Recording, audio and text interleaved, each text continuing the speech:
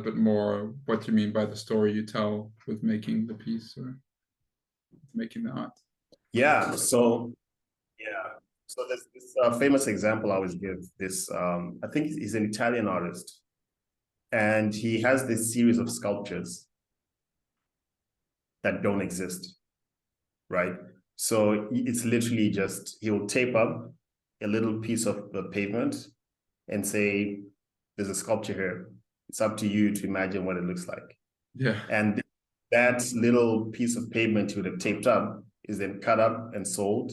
And people then display that little piece of pavement in their house and say, I just bought this for 2 million euros.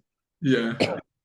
And, it's so arbitrary and so, but the point of it is, the reason he's able to sell these pieces of imaginary sculptures for millions is because he has built himself up as a brand, as an artist, and he's also built a story around the concept of art, around the concept of that series, right? Because it's all how you perceive it and what you want it to be. In the same way, an abstract painting is up to interpretation, whoever's looking at it. In the same way, his imaginary sculptures, it's up to imagine what it looks like in the form it takes. So yeah, it's really about storytelling at the end of the day.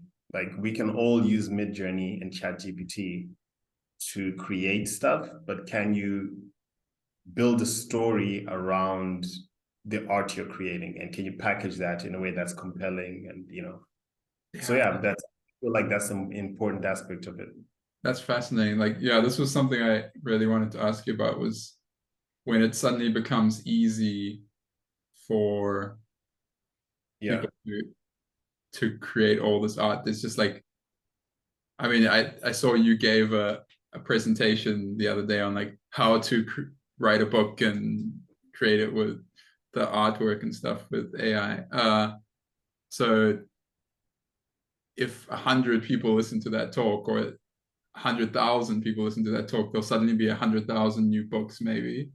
And there's just like so much content now, it becomes overwhelming. And then how do you then separate out? And like, I like what you're saying about exactly. For us,